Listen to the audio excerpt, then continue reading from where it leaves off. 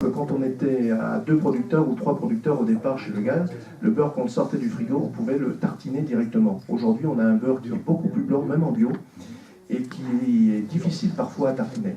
Ça, c'est encore un des exemples liés aussi à l'alimentation, c'est-à-dire qu'on a des cheptels aujourd'hui qui sont beaucoup plus importants, on a plus de maïs, entre autres, et des rations qui sont peut-être un peu différentes dans l'alimentation. Et ça se traduit par justement des grosses variantes au niveau de la qualité des produits obtenus.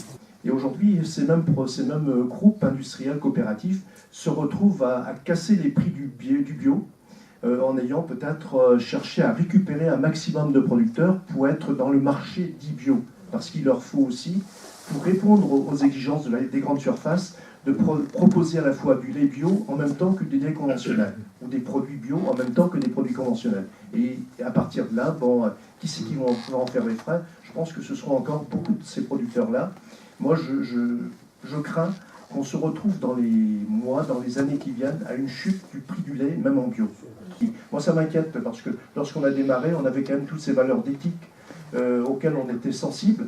Et aujourd'hui, malheureusement, on ne voit plus la même chose. Vous êtes deux. Le consommateur a une part de responsabilité et une lourde part de responsabilité dans tout ça.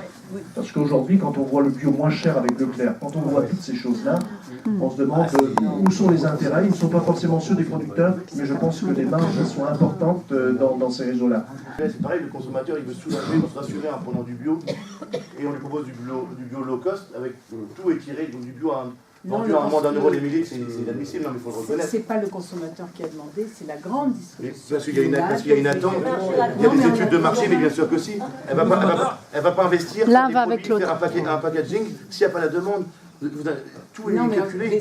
Nous, on a et s'ils en vendent, c'est que vous inquiétez pas, c'est que ça part. Oui, mais sans une demande. On nous a imposé. Je mets mon fric dans la bouffe. Pas sur le marketing, sur le... Tout à l'heure, on parlait des bocaux. On parlait des bocaux, que c'était le visuel qui était intéressant.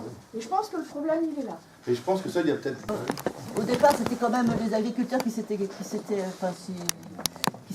rassemblés pour pouvoir justement avoir des prix corrects et tout. Mais là ça paraît invraisemblable, c'est coopératif qui mange l'agriculture en fait. Et peut-être que la solution, c'est aussi au niveau local, créer ses propres coopératives et trouver ses clients locaux directement, pas s'embêter avec toutes les... Le système des AMAP ou des ventes de proximité, quoi, les circuits courts. Non, quoi. pas forcément des AMAP, ça peut être un stade au-dessus. Mais vous vous rendez compte des quantités qu'on produit? Vous vous rendez pas compte des quantités qu'on produit? Et il faut qu'on aille loin pour exporter toute notre production. oui, mais c'est là que ça déraille. C'est très intéressant quand il dit vous ne vous rendez pas compte des volumes que l'on produit. Et en fait, le problème, il est là. Ah oui. Mais le volume, on a été obligé de le faire au bout d'un moment pour avoir un peu. Plus tu produiras, plus tu seras dépendant de ta coopérative. Dans le système actuellement, le problème il est là. Oui, c'est pas fou. Mais à un moment donné, il n'y avait pas de prix. Les gens, le seul moyen qu'ils ont trouvé, le bâtiment, j'ai un peu de place. Je vais arriver à saturation de mon bâtiment, pour arriver à gagner un peu plus. Mais parce qu'à un moment donné, la production, on a lâché un peu les commandes, on a été moins présent dans les coopératives, on n'avait plus la main et on s'est fait un peu avoir comme ça. Ouais, mais c'était il y a 30 ans. Et là, tu vois, c'est les jeunes qui sont là. On a tous moins de 30 ans. Non mais on a tous moins de 30 ans et on défend encore le beefsteak de nos parents. Et nous, pourtant, on va arriver, on va payer les pots cassés de la génération d'avant, des générations d'avant. Si on veut vous expliquer le modèle danois, avec Aurélie, on a rencontré Carsten Poulsen, qui est le trésorier de l'EMB, l'European Milk Bank. Carsten, je lui ai posé la question, je lui ai dit, pour une fois j'ai un Danois en face de moi, je ne vais pas le rater. Donc je lui ai posé la question. Et donc Carsten, il avait 800 vaches. C'est pas rigolo. 800 vaches, 1200 hectares, 12 millions et demi d'euros de dette.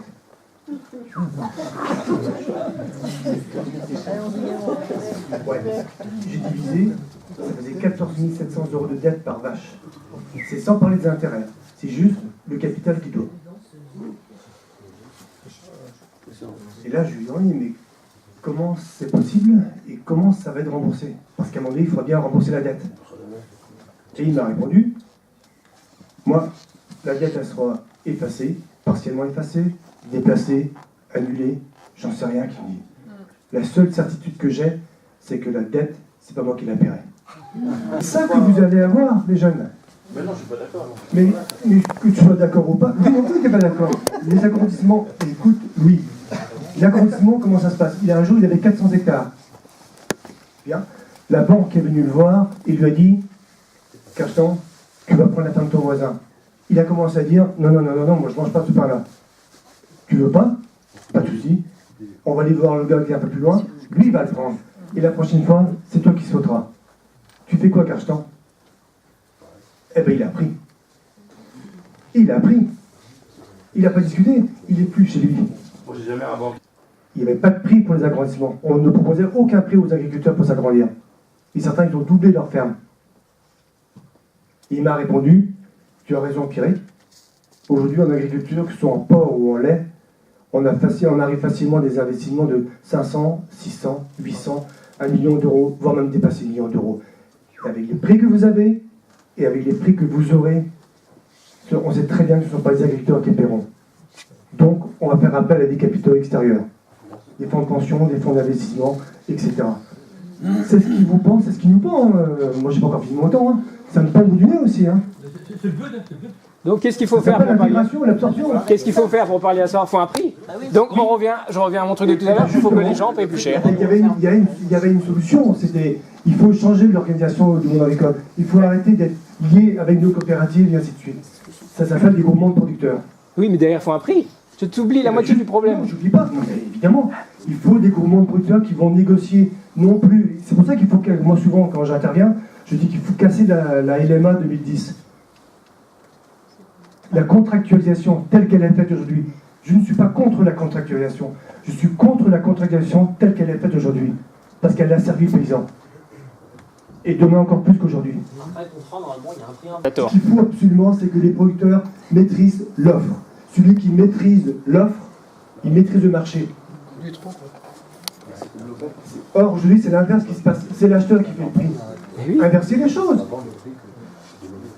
C'est pour ça qu'il y a des agriculteurs sur Nantes qui se sont organisés, ça y est aussi des agriculteurs qui se sont organisés, ils ont fait une coopérative ad hoc, on peut dire ça comme ça, ils ont acheté un vieux camion, ils ont collecté du lait chez des collègues, le matin ils téléphonaient, est-ce que vous voulez du lait bio?